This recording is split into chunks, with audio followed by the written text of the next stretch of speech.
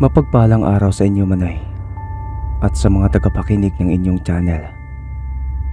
Ako nga pala si Gio, isang supervisor sa isang factory dito sa Cebu. May asawa at 4 na anak. 55 years old na ako sa kasalukuyan. May ibabahagi lang akong kwento patungkol sa mga taong nagkukubli sa dilim, at bilang paggunita na rin sa aking butihing ina't ama. Simulan natin kung saan ako isinilang.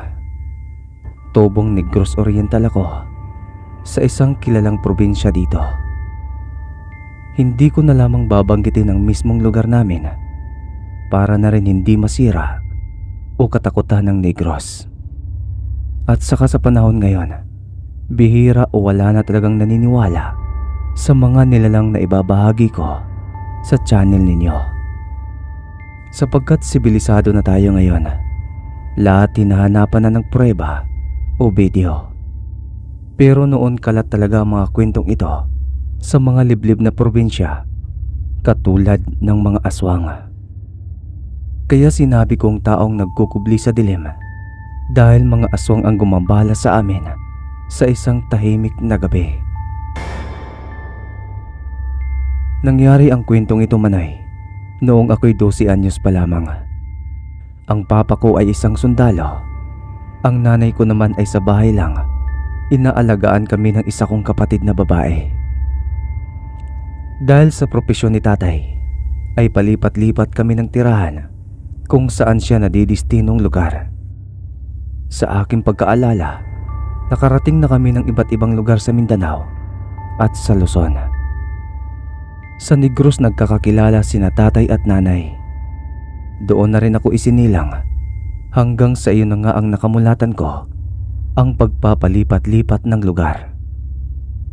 Tumagal lang kami sa Negros noong isinilang na ang kapatid ko, at nakiusap na rin si tatay na manatili na lang sa lugar namin. Sa aking pagkaalala noon, sa mga naririnig kong kwentuhan nila tatay at sa mga kasama niyang sundalo, ay palagi nilang paksa ang mga naging karanasan nila sa mga lugar kung saan sila nadidistino. Madalas sa mga kwento nila ay ang engkwentro nila sa mga rebelde. Kahit magpasa hanggang ngayon, ay marami pa ring rebelde sa lugar.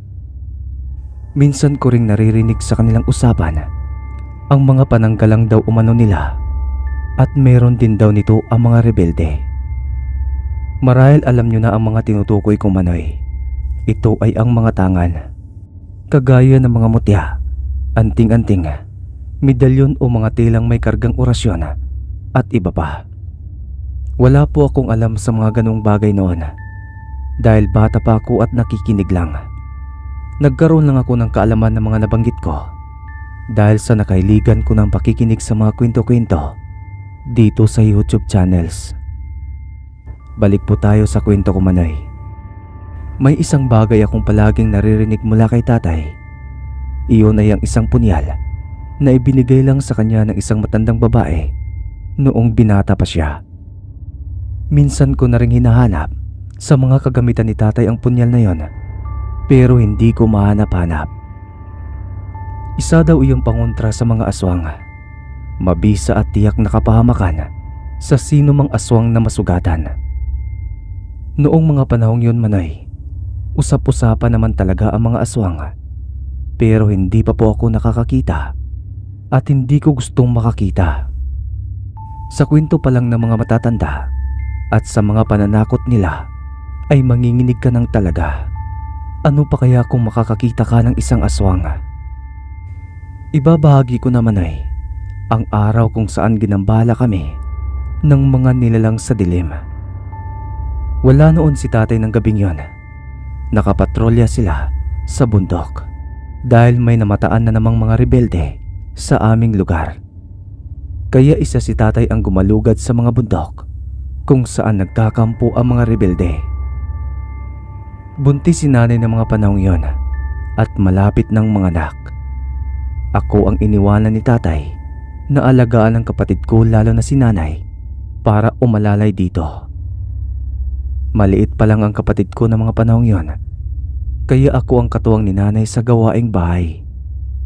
Hirap na rin kasi si nanay magkikilos noon. Sa kasagsagan ng paglalaban namin ni nanay at nasisiya naman ang kapatid ko sa paglalaro, ay may lumapit sa aming tatlong lalaki. Hindi namin sila kilala at hindi pamilyar ang pagmumukha nila na parang hindi nakatira sa lugar namin. Nagtanong sila ng pangalan at kung saan nakatira. Pero sinabi ni nanay na hindi niya kilala ang pangalang binanggit ng isa sa mga kalalakihan. Sa mga pagmumukha ng tatlong lalaki ay para bang tagusan kong makatitig sa amin, lalo na kay nanay. Nagtanong pa ang mga ito kung sino-sino ang mga kasama namin sa bahay, na mabilis namang sinabi ni nanay na kasama namin si tatay at may binili lang sa tindahan sa may kanto at babalik kaagad. Nagtataka ako manoy sa pagsisinungaling ni nanay dahil ilang araw nang wala sa bahay si tatay. Tumango naman ang isa sa mga kalalakihan at saka ngumiti. Tumitig naman sa akin ang isa sa nakakunot kong mukha dahil sa pagsisinungaling ni nanay. Pagkatapos noon ay nagwika sila na aalis na at magtatanong-tanong na lang sa mga kapitbahay namin. Pero bago sila tuluyang umalis ay humingi muna sila ng maiinom. Pero mariing tumanggi si nanay, kaya umalis na nakabusangot ang tatlo sa bakura namin. Ang mga bahay-bahay pala namin noon manoy ay magkakalayo, pero halos lahat ng nakatira roon ay mga asawa ng sundalo. Malapit sa bundok ang bahay namin na may malapad na bakanting lote sa pagitan nito. Sinabi ko kay nanay ang pagtataka ko kung bakit nagsinungaling siya sa mga lalaking yon. Mariin niyang sinabi na hindi basta-basta magtitiwala sa mga taong hindi kilala. Kaya lubos ko nang naiintindihan si nanay dahil iyon naman talaga ang pangaral nila ni tatay sa amin noon.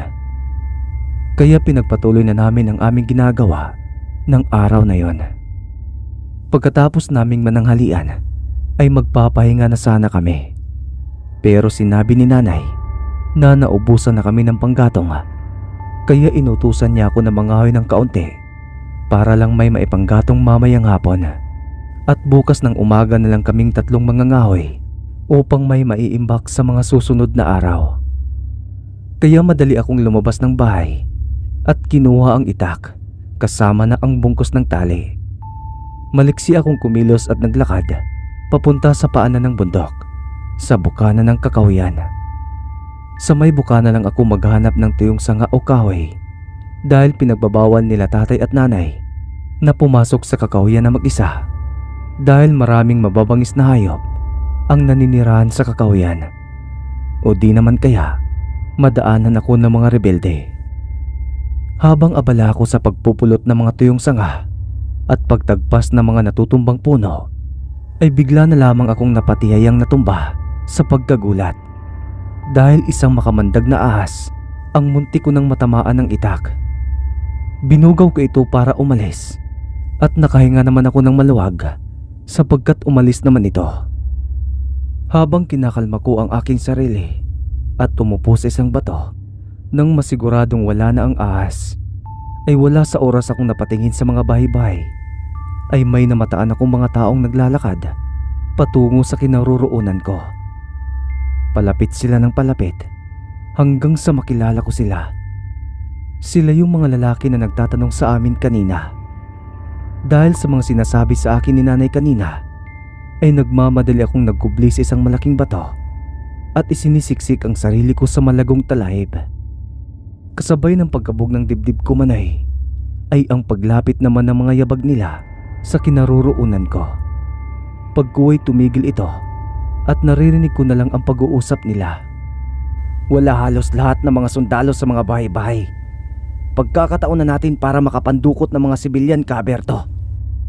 Unahin natin ang buntis, Kaberto. Nagugutom na ako at natatakam kanina pa habang tinititigan ko ang babaeng yon. Hindi pwede, Kabrando at Kalion. Ang utos sa atin ay magmatsyag lang at magtanong-tanong. kung kumagat ba ang mga sundalo sa plano ng kumander natin sa kabilang bundok. Kaya bilisan natin ang pagbalik sa kampo para marami tayong babalik dito at maraming makuwang sibilyan. Hindi maaari, Kaberto. Hindi ko na matiis ang gutom. Natatakam na ako at gusto ko nang kumain ng sariwa, lalo na't sanggol. Tama si Kalion, Kaberto. Ito pa lang ang pangalawang pagkakataon na makakatikim kami ulit ng sariwang laman simula noong mayanggaw kami at sumapi sa kilusan. Mariing kautusan ng ating kilusan ang huwag kumilos ng padalos-dalos at hindi nag-iisip. Hindi pa natin tiyak na walang sundalong magpapatrolya mamayang gabi. Kaya babalik tayo sa kampo para kung sakaling may magpapatrolya man sa pagbalik natin, ang mahalagay marami tayo ang aatake sa kanila. Kung gusto mong bumalik, bumalik ka. Dahil hindi ko palalampasin ang pagkakataong ito. Palibasay sanay ka na sa pagkaaswang mo at nagagawa mong tiisin ang halimuyak ng buntis na yon. Sang-ayon ako kay Kalion, Kaberto. Dahil gaya niya, hindi ko na rin talaga kayang tiisin ang bango ng sanggol sa sinapupunan ng buntis. Alam niyong labag sa sinumpaan ninyo ang gusto niyong mangyari. Titiwalag kami kung ganoon. Basta hindi namin palalampasin ang pagkakataong ito. Bahala kayo. Nanigas ako at parang maiihimanoy sa mga naririnig ko. Tama nga si nanay, hindi dapat pagkatiwalaan ng mga taong estranghero. Dahil napag-alaman kong mga rebelde ang mga kalalakihang yon at mga aswang pa. Mamayang gabi ka, Brando. Ang buntis ang siguruhin natin. Pagkatapos aalis na tayo sa lugar na ito. Oo, Leon. Sasama ako sa'yo. Total inubos na rin naman nila ang pamilya natin. Wala na tayong dapat pang balikan sa kilusang yan. Huli kong narinig sa pag-uusap nila at katahimikan na ang pumalit. Natatakot ako, Manoy, sa sitwasyon ko ng mga oras na yon. Dahil kaunting ingay lang ang magagawa ko, ay tiyak katapusan na ng buhay ko. At kung wala naman akong gagawin, kapahamakan naman ni nanay at kapatid ko, lalong-lalo na ang kapatid kong isisilang pa lamang. Ilang beses akong nagdadalawang isip ng mga sandaling yun, Manoy. Pawis na rin ako dahil sa init at nangangati na rin ang mga balat ko sa mga kumakagat na mga langgam. Sinisikap ko pa rin na huwag gumalaw sa aking pinagtataguan at hindi ko na rin ulit naririnig na nag-uusap ang mga rebuilding aswang. Hindi ko talaga binalak na umalis dahil wala akong naririnig na yabag kanina pa simula noong umalis ang kasama nila na nagngangalang Kaberto. Baka nasa tabi-tabi lang ang dalawa. Hindi ko na alam kung ilang minuto o oras akong nagtatago sa pinagkukublian ko. Hanggang sa sumapit na nga ang hapon. Samut-saring sitwasyon na rin ang pumapasok sa isipan ko na maaaring sapitin ng pamilya ko sa mga aswang na nasa malapit lang. Paulit-ulit din pumapasok sa isip ko ang mga pananakot sa amin ng mga matatanda sa aswang. Kaya hindi na ako nagdadalawang isip pa at isang desisyon ang dapat kong gawin. Ang iligtas sina nanay at mga kapatid ko. Kaya mabilis akong kumaripas ng takbo papauwi. Hindi ako lumingon nang marinig kong sinabi ng isang lalaki na may bata at pinapahinto ako. Nadapa pa ako at nagpagulong-gulong sa lupa at mabilis bumangon dahil ang nasa isip ko ng mga sandaling yon ay kakainin ako ng mga aswang. Oras na maabutan ako at ganoon din ang sasapitin nila nanay. Sa aking muling pagtakbo ay nakita kong sinalubong ako ni nanay. Binilisan ko pa ang pagtakbo at yumakap sa kanya. Kasabay noon ang aking pag-iyak. Tinatanong ako ni nanay kung bakit ako umiiyak at kung bakit ang tagal kong bumalik. Hindi ko pinansin ang mga katanungan ni nanay at mariing lumingon sa pinanggagalingan ko. Doon ay kitang-kita ko ang dalawang lalaki na nagkukubli sa isang puno. Mga kalahating katawan lang nila at mga ulo ang nakikita ko na mariing nakatitig sa amin, lalong-lalo na sa akin. Mabilis kong inaya si nanay sa bahay dahil papadilim na. Kahit nagtataka si nanay sa mga galaw ko, ay nagpahila naman siya. Nay, kailangan nating umalis dito. Sasalakayin tayo ng mga aswang mamayang gabi. Narinig ko sila kanina, Nay. Mga aswang sila. Sumbong ko kay nanay habang litong-lito ako kung alin ang kukunin ko sa loob ng bahay. Huminahon ka, Gio. Ligtas tayo dito sa loob ng bahay. Kumalma ka. Halika rito, anak. Dahil hindi pa rin ako matigil sa kalalakad sa loob ng bahay namin, ay nilapitan ako ni nanay at mahigpit na niyakap. Dahil sa nadama kong init na nagmumula sa katawan ni nanay, ay nanghina ako at nanginig. Pagkatapos noon, ay tumulo na naman ang mga luha ko. Doon ay umiyak ako ng umiyak dahil sa sobrang takot. Sinabi ko kay nanay na ang tatlong lalaking nagtanong kaninang umaga ay sila ang mga narinig ko sa paanan ng bundok at bukana ng kakahuyan. Mga rebelde sila at mga aswang.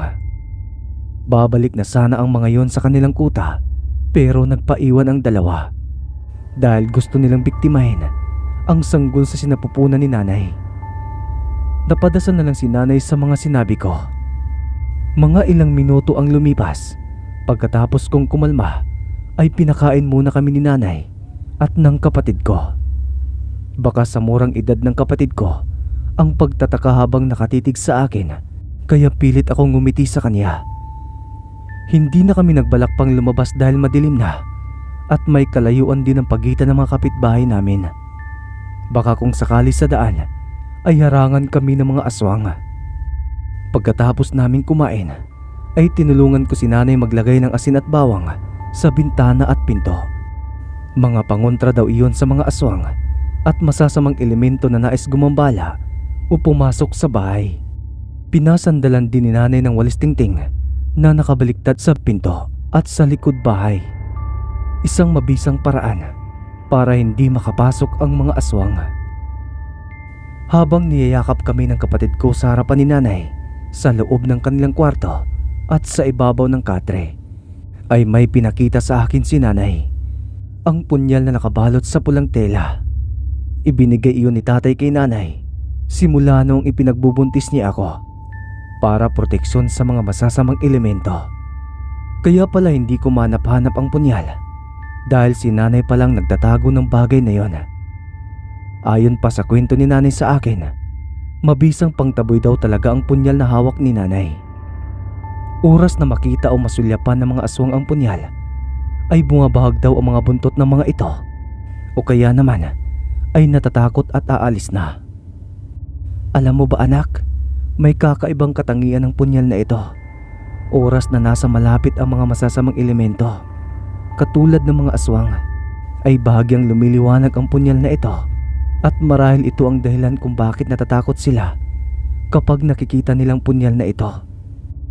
Habang nagkukwento si nanay sa mga karanasan niya noon sa mga aswang, dala ng kanyang pagdadalang tao, ay biglang umalulong ang mga aso sa hindi kalayuan.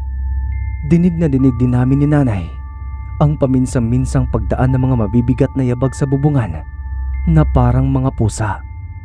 Pinakita rin sa akin ni nanay ang paandap-andap na liwanag sa mga bahagi ng talim ng punyal at madalas sa kabuuan nito na sumasabay sa mga yabag ng mga nilalang kapag lumalapit sa aming bahay. Nanatili lang kaming tatlo sa katre nila nanay habang nakapalibot sa amin ang mga asin at bawang na kinalat namin sa sahig. Hanggang sa may mga mangilan-ngilan na pagkalampag kaming naririnig sa bawat sulok ng dingding, sa bintana at lalo na sa pintuan. Paulit-ulit namang sinasabi sa amin ni nanay na hindi makakapasok ang mga aswang dahil sa mga pangontra at ang mariing pagtanggi ni nanay kanina.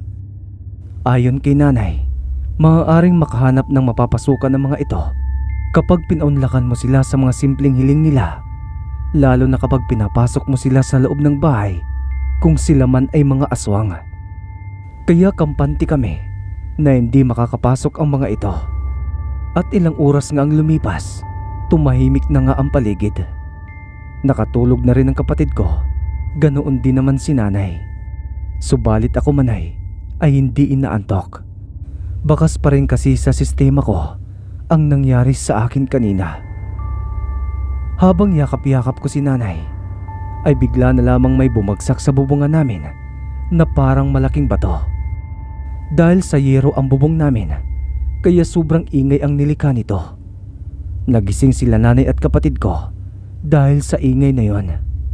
Dahil sa lakas ng pagbagsak sa bubungan ay nasira ito. At kitang kita namin ang itim na nilalang na pulang-pula ang mga matang nakatitig sa amin. Umiyak at napasigaw ang kapatid ko dahil sa nakita namin. Gayon din ako ay napaluha na rin. Sumiksik kami sa kanto ng kwarto nila nanay. Mabuti na lang hindi tuluyang nakapasok ang nilalang na yon. Pero nandoon pa rin ito, nakatitig sa amin at tila naglalaway. Hanggang sa marinig na lang namin ang pagtawag ni tatay sa labas ng bahay. Minamadali niya kaming buksan ang pinto dahil nag-alala siya sa aming mag-iina. Akmang tatakbo na sana ako para pagbuksan si tatay, ngunit mabilis akong napigilan ni nanay at hinawakan ng mahigpit sa braso. Kaya napatingin ako sa kanya nang may pagtataka at pagtatanong. Subalit mabilis na tumakbo ang kapatid ko bago pa man ako masagot ni nanay. Huli na nang mahabol ni nanay ang kapatid ko dahil nabuksan na niya ang pinto at tumambad sa aming tatlo ang maitim na nilalang. Ginaya lang pala ang boses ni tatay ng aswang na yon. Bago pa man makuha ang kapatid ko ng aswang na yon, ay mabilis siyang nahablot ni nanay patungo sa akin. Pero si nanay naman ang nakubabawan ng aswang. Nais ko sanang tulungan si nanay pero pumasok na ang kasama nitong aswang. Nahintakutan ako at napasiksik na lang sa isang sulok, kayakap ng mahigpit ang kapatid ko. Magkayakap na lang kaming magkapatid habang pinagmamasdan namin ang pakikipagbuno ni nanay sa dalawang aswang. At doon ko muli nakita ang pagliwanag ng punyal sa kamay ni nanay na nakikipagpalitan sa mga kalmot ng mga aswang. Nakita kong natigilan ang dalawang aswang, kaya nabuhayan ako ng loob dahil tila natakot nga ang mga ito sa hawak-hawak ni nanay na punyal. Winawasiwas ni nanay ang punyal hanggang sa matamaan ang isang braso ng aswang. Mabilis itong umalis sa ibabaw ni nanay na para bang napapaso at nagmamadaling lumabas ng bahay. Ang isang aswang naman ay tila ba nilalabanan ang takot nito sa punyal at pilit hinahablot si nanay. Pero mabilis bumangon si nanay at itinutok ang talim ng punyal sa aswang. Sumigaw at umalulong ang aswang na tila galit na galit. Pagkatapos ay binalya nito ang dahon ng pinto at mabilis na umalis. Mabilis namang sinara ni nanay ang pinto, saka siya lumapit sa aming magkapatid at niyakap. Pinagtulungan naman naming gamutin ang mga sugat at kalmot na natatamo niya sa dalawang aswang. Pagkatapos noon ay naibulalas ko kay nanay na sobrang napahanga ako sa kanya dahil napakatapang niya. Sagot lang sa akin ni nanay na walang ina na hindi gagawin ang lahat para lang maprotektahan ang mga anak. Hindi na bumalik ang mga aswang ng gabing yun, Manoy. Wala na ring sumisilip sa nasira naming bubong hanggang sa nakatulog na nga ako. At kinabukasan, isang bangkay na nalalapnos ang balat na tila sinusunog ang nakita ng isang residente sa bukana ng Kakahuyan, kung saan doon ko narinig ang pag-uusap ng tatlong aswang. Labis ang pag-alala ni tatay nang mabalitaan niyang nangyari sa amin. At malaking pasasalamat niya sa punyal dahil ilang beses na palang natulungan nito si nanay. Sa kasalukuyan, Manoy, ay doon pa rin nakatira ang dalawa kong kapatid. Matagal na panahon na rin namayapa ang mga magulang namin. At mapasa hanggang ngayon ay baon pa rin namin ang katapangan ni nanay. Ang punyal ay pinagpasapasahan sa aming magkakapatid kung sino ang buntis sa aming pamilya. At nagpapasalamat pa rin kami na kahit bihira na lang ang mga aswang sa panahong ito, iba pa rin kapag may pangontra sa mga masasamang elemento katulad ng aswang. Hanggang dito na lang ang kwento ko, Manoy.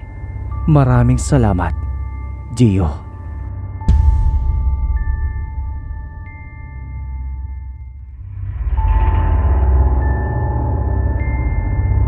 Hello mga kaswang, magandang araw po sa inyo.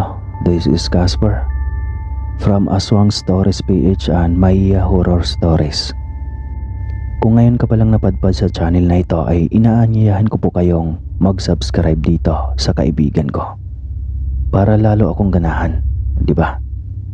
Maraming salamat po sa lahat ng magbigay sa oras nila. Mahal na mahal ko kayo. Kaya ingat mga single. Alright, simulan na natin. Magandang araw po sa mga tagapakinig. Tawagin niyo na lang ako sa pangalang Lester. Hindi ko totoong pangalan. At kasalukuyang nakatira sa Pasig. Kagaya sa mga naunang nagpapadala ng mga karanasan nila, ay tinatago ko rin ang katauhan ko. Hindi sa ayaw akong makilala kundi sa takot ako na baka balikan nila ako sa kadahilanang nakilala ako ng mga taong sangkot sa kwentong ibabahagi ko sa inyo. Nangyari ito taong 1997 sa probinsya ng Aklan. Hindi ko na lang babanggitin ang mismong lugar. Ngunit alam ng karamihan ng mga taga-Aklan kung saan ang kilalang lugar dito na may mga aswang na nakatira. Sa mga panahong ito ay nagtatrabaho ako sa isang construction site sa bandang Haro, Iloilo. Isa akong helper ng welder noon. Ngunit sinisikap ko ring maging ganap ding welder. Ang welder na kasama ko ay itago na lang natin sa pangalang Warren. Kagaya ko ay 25 years old na rin siya ng mga panahong iyon. Sa totoo lang, naiinggit ako sa kanya sapagkat isa na rin siyang ganap na welder kahit hindi nakapagtapos sa pag-aaral. Kagaya ko rin naman siya na hindi rin nakapagtapos, kaya siya ang naging inspirasyon ko sa pagtatrabaho. At gusto ko ring marating ang mga narating niya. Sa araw-araw naming pagsasama sa trabaho ay nakilala ko ng lubusan si Warren. Mabait at masipag. Patunay nito ang pagtulong sa akin na matuto sa gawain nito. Matyaga niya akong tinuturuan at sinusuklian ko naman ang kasipagan at matuto sa bawat pinapagawa niya sa akin. Isa pa ang hinahangaan ko sa kanya ay mapagbigay si Warren sa pagkain at ultimo pera nito ay nagpapahiram siya sa akin kapag kinakapos ako. Kaya ng mga panahong iyon ay tinuring ko siyang kaibigan. Wala pa nga pala siyang asawa. Binata pa at wala pa raw siyang balak mag-asawa dahil tumutulong pa raw itong makapagtapos ang mga kapatid nito. Panganay raw ito sa 5 magkakapatid. Samantalang ako naman ay may asawa na at isang anak ng mga panahong iyon. Mga ilang buwan na kaming magkasama sa trabaho. Lubos na akong nagtitiwala kay Warren. Ultimo sarili kong buhay ay alam na rin ito. Buwan ng Abril noon nang magyaya si Warren sa akin na magtungo sa lugar nila kasama ang ilan naming katrabaho. Bali 5 kaming sumang-ayon sa paanyaya ni Warren. 3 kaming lalaki at 2 babae. Mga welder din yung 2 babae at 2 kaming helper. At yung isang lalaki naman ay supervisor namin. Kagaya ko ay iibahin ko rin ang mga pangalan nila para na rin sa kanilang pananahimik. Sabado ng araw na iyon, bali Linggo at Lunes ang piyesta sa kanila. Half day lang kami kapag Sabado dahil sahod. Kaya dala-dala na namin ang aming mga gamit na sakto lang sa isang araw dahil papasok pa kami sa Lunes. Bago kami nagtungo sa lugar nila Warren ay ibinigay ko muna ang sahod ko sa aking misis. Palagi kasi itong nag-aabang tuwing sahod sa labas ng pinapasukan namin. Binigyan ako ng misis ko ng saktong pera, sapat para may magastos ako sa lugar nila Warren. At bago ako tumalikod sa asawa ko, may inilagay siyang bagay sa bulsa ng aking bag. Hindi ko na lang iyon binigyang pansin dahil kumakaway na sa akin ang mga kasama ko. Kailangan na raw naming umalis para makahabol sa huling biyahe. Habang nasa biyahe kami, ay abala kaming nag-uusap na mga kasama ko. Dahil parehas pala kaming first time magtungo sa lugar ni Warren. Ngunit may bigla akong napansin sa biyahe.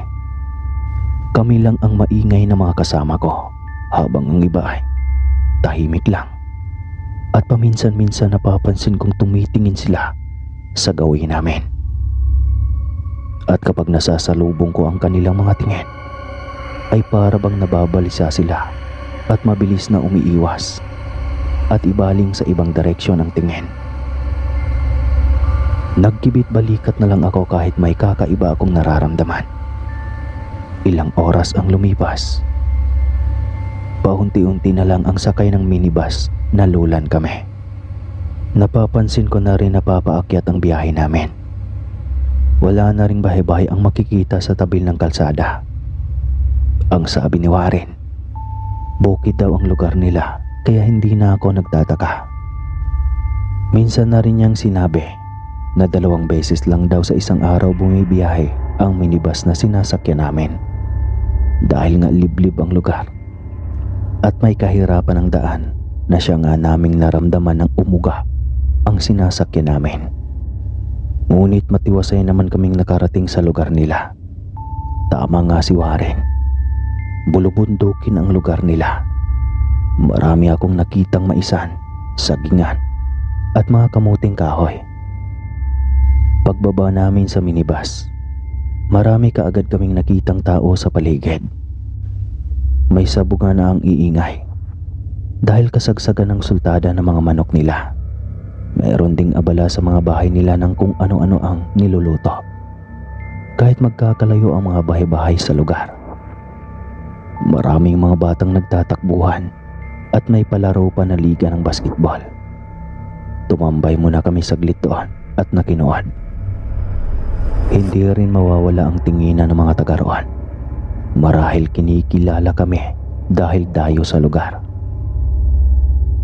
Inaya na kami ni Warren na umalis dahil papadilim na rin ng mga oras na iyon. Pero ewan ko ba, normal naman sa kahit saang lugar na titigan ka ng mga nakatira doon. Subalit kakaiba kasi ang tingin ng iba na parang sagad hanggang buto ang tingin nito. Ilang minuto pa kaming naglalakad. Palayo ng palayo kami sa mga bahay-bahay. Pasensya na kayo, medyo malayo pa ang bahay namin. Binasag ni Warren ang katahimikan sa aming paglalakad. Marahil napansin itong nagiging tahimik na kaming lahat na naglalakad. Marahil kagaya ko, napapansin siguro ng mga kasama ko ang kakaibang lugar at mga tinginan ng mga tao. Pati na ang paglalakad sa daan na halos wala nang bahay ang makikita at puro taniman ng saging at kamuting kahoy na lang ang makikita. Isama pa ang mga bundok na nakapalibot sa lugar na iyon. Sa kakatingin ko sa paligid ay hindi ko napansin ang isang tao. Nasagi ko siya at natumba. Agad akong humingi ng pasyensya at akmang tutulungan ang tao. Ay doon ko lang napansin na babae pala ang nabangga ko. At sa tingin ko, hindi nalalayo ang edad namin. Bumalik na kayo kung saan kayo galing. Mariing wika ng babae nang matulungan ko siyang makatayo.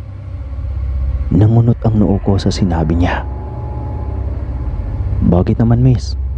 Tanong ko sa kanya habang tinititigan ng babae na sa totoo lang ay may taglay na kagandahan.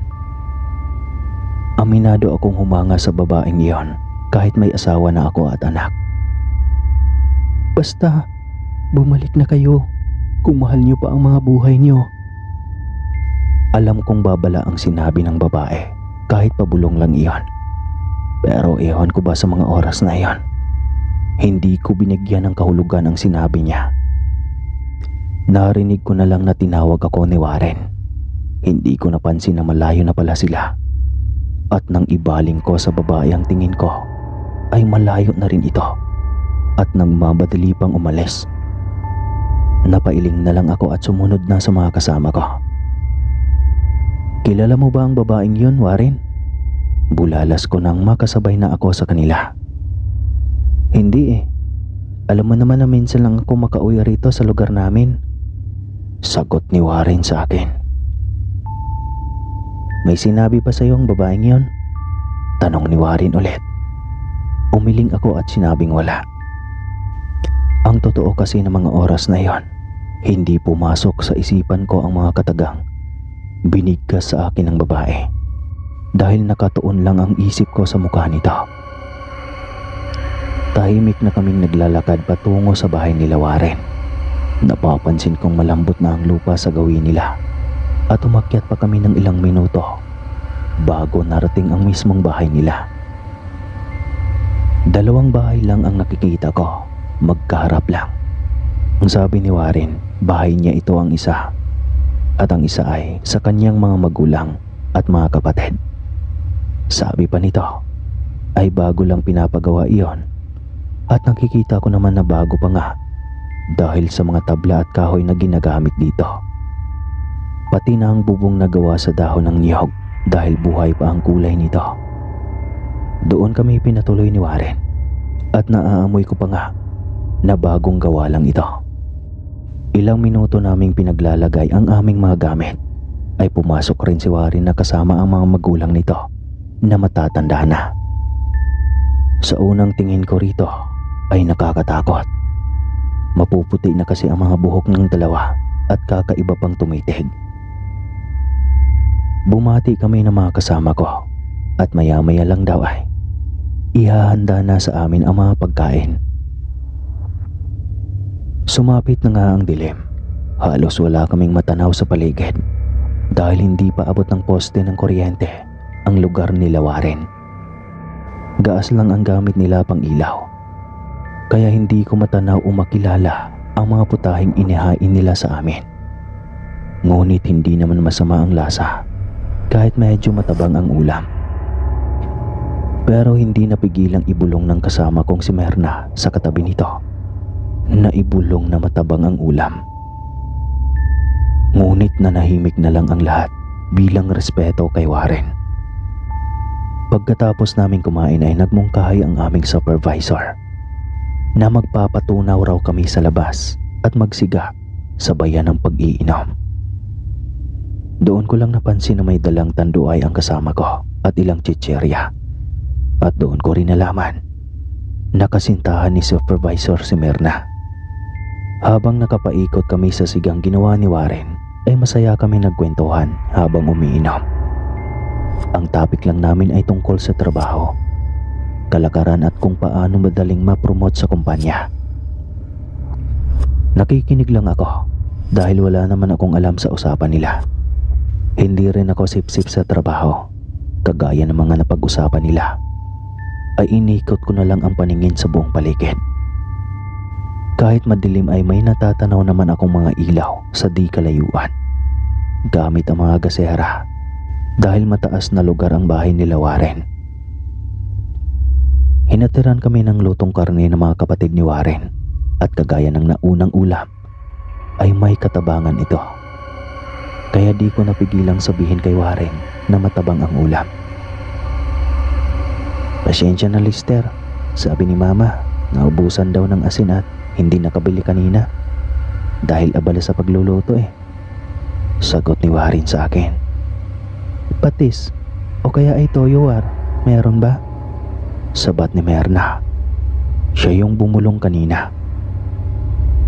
Tumayo naman si Warren at nagtungo sa bahay ng mga magulang nito. Pagbalik nito ay may dalang isang pack ng toyo. At iyon na lang ang ginawa naming panlasa. Sobrang alat naman. May suka ba kayo o kaya ay kalamansi? Reklamo nito nang tikman ang ulam. Sa sinabi ng kasama ko ay hindi nakaligtas sa akin ang tila pagkainis ni Warren. Kahit madilim ang kinatatayuan nito at tanging siga lang ang ilaw namin. Saglit lang. Wika ni Warren at umalis. Pasensya na, wala na kaming suka at kalamansi. Bawal na rin pumitas ng kalamansi ngayon dahil gabi na. Sambit ni Warren na makabalik. Dismayado man ang kasama kong si Merna ay hinayaan na lamang at nagpatuloy kaming nag-inuman. Dahil sa hindi ako sanay sa inuman ay Tumanggi na akong uminom at matutulog na. Sabi pa naman ni Warren na tutulong kaming kakatay sa baboy nila mamayang madaling araw. Kaya dapat lang na magtira ako ng lakas. Pagpasok ko sa bahay ni Warren ay agad akong nagtungo sa gamit ko. Inilatag ko na rin ang banig na ibinigay ng pamilya ni Warren.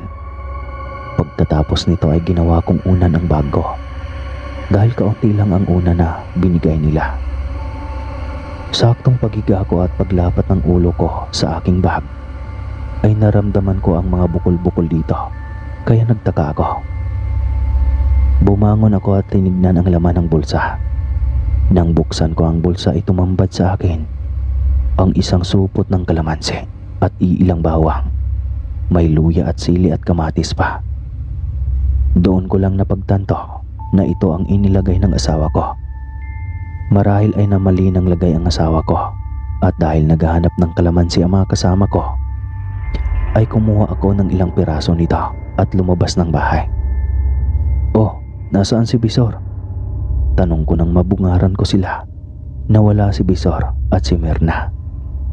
Huwag mo nang hanapin, parang di ka dumaan sa ganyan ha. Sagot ni Arnel na nakatawa. Inaabot ko naman kay Jovi ang kalamansi. Laking tuwa naman ito nang makilala ang inaabot ko sa kanya. Mabilis pa nga nitong hinablot at kinagat pagkatapos ay piniga sa ulam. Napadako naman ang aming tingin sa ulam at sabay-sabay kaming nabigla dahil nagbago ang ulam sa itsura nito. Kinusot ko pa nga ang mga mata ko. Baka namalikmata lang ako, pero hindi eh. Kaya para makasigurado ay kumuha ako ng isang kahoy na may apoy at inilawan ang ulam. At nang makita namin kung ano ang itsura ng ulam, ay bigla akong nanginig. Kulay pula ang sabaw nito. At kitang-kita ko ang ilong at tainga ng tao na nakalutang dito. Napansin ko na lang na nagduduwal na ang mga kasama ko. Pero ako ay hindi naman. Ngunit ang kaba ay nananatili sa pagkatao ko. Hindi naman lingid sa akin ang kwentong aswang. Pero malay ko bang aswang ang kaibigan ko? Alam ko din namang may kwentong aswang ang lugar nila Warren. Pero kwento lang yon at wala namang makakapagpatunay. At nang matapos magduduwal ang dalawang kasama ko at sabay-sabay kaming nagkatinginan, baka sa aming tatlo ang takot. Mabilis naming iniwan ang ulam at agad nagtungo sa bahay. Dinampot ko naman ang bag ko at isinukbit sa likuran ko. Paano sila Sir at Myrna? Pag-aalala ni Jovi. Sasagot pa sana ako pero nakarinig kami ng sigaw. Bahala na. Sambit naman ni Arnel at nagpulasa na kami ng takbo. Saktong paglabas namin ay siyang paglabas naman ng mga magulang ni Warren na may dalang mga itak. Mabilis akong hinila ni Arnel at sumunod sa pagtakbo nila. Walang lingon-lingon kaming tumakbo at nagsisigaw na si Jovi habang umiiyak. Dahil sa malambot ang lupa at pababa ang takbo namin ay nadapa ako at nagpagulong-gulong sa lupa. Naramdaman ko na lang na humapdi ang noo ko dahil tumama sa bato. Hilong-hilo akong tumayo at sinundan ng tingin ang mga kasama kong papalayo sa akin.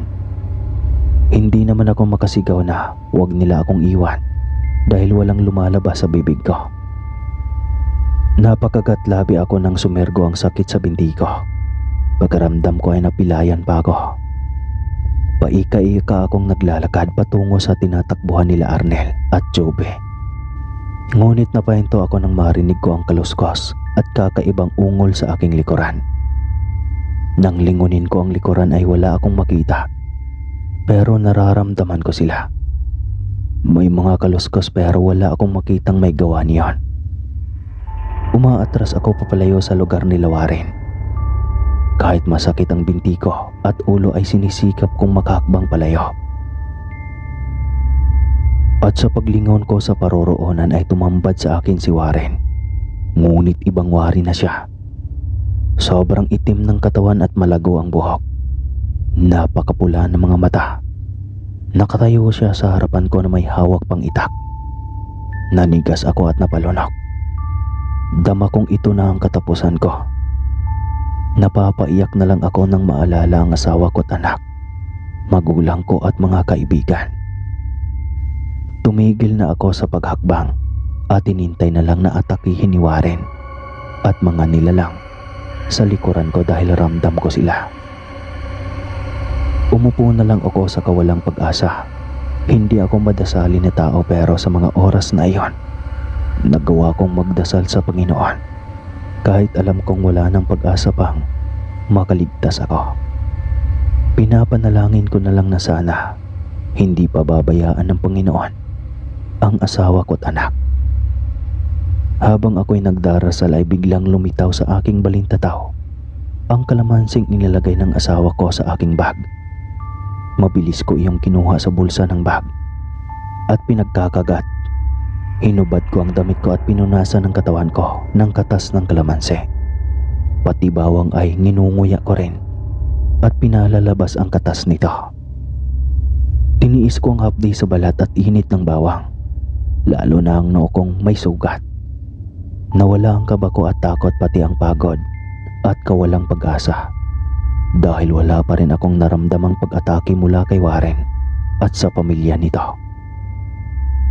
Hinubad ko na rin ang pantalon ko at pinunasan ng katas ng kalamansi at bawang.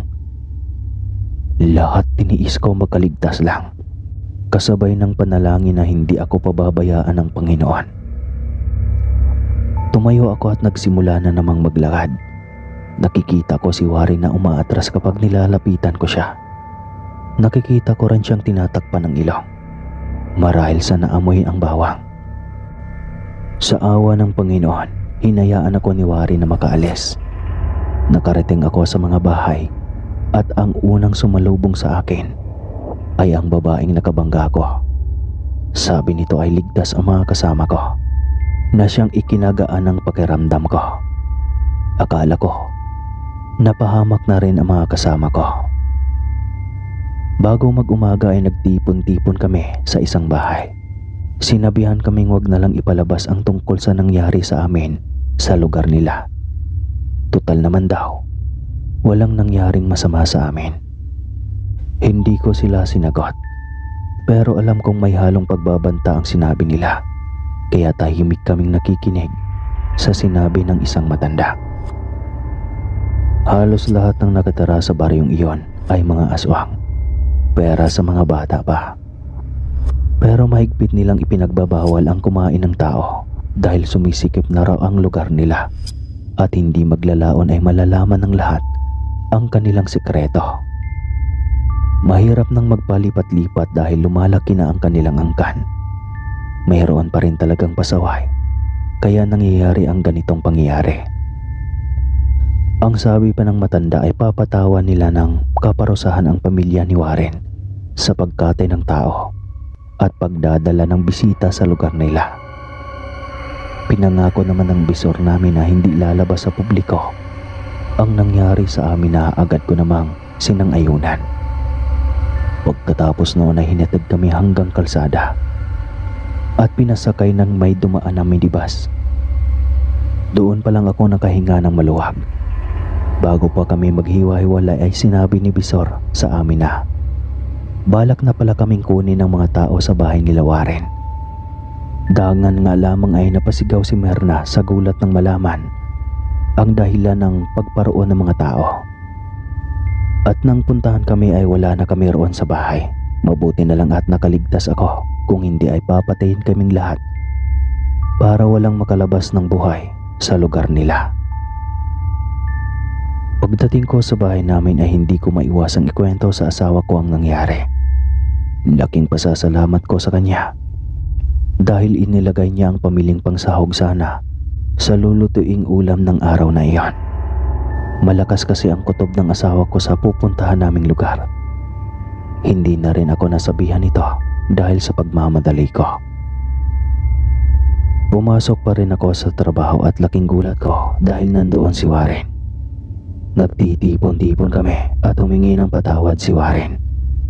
Pumunta rin siya sa lugar na iyon para makahingi ng patawad at magbigay din ng babala na alam nila ang mga lugar namin at kapamilya. Oras na isiwalat namin ang tungkol sa lugar nila ay babalikan kami. Kaya sa takot ko ay umalis kami ng Iloilo at nagtungo sa Maynila. Simula ng araw na iyon ay hindi ko na ninais pang bumalik ng Iloilo. Dito na ako naninirahan sa Pasig. Malakas lang ang loob ko ngayon dahil matagal na iyong nangyari. At marahil, hindi na nila ako gagambalain pa dahil sibilisado na ang panahon natin. At saka wala naman akong binanggit sa mismong lugar nila at malakas ang kutob kong umalis na rin ang mga iyon sa lugar. Ang masasabi ko lang ay wag na wag sumama sa mga fiestahan kung may mag-imbita na hindi pa lubos na kilala. Sana maging aral ito sa mga taong mahilig dumayo sa mga fiesta-fiesta at liblib na lugar. Maiging kilalanin muna bago pumunta. Hanggang dito na lang ang karanasan ko sa aswang. Maraming salamat po sa lahat ng nakikinig ngayon. Muli po, ako po si Lester from Iloilo to Pasig. Alright.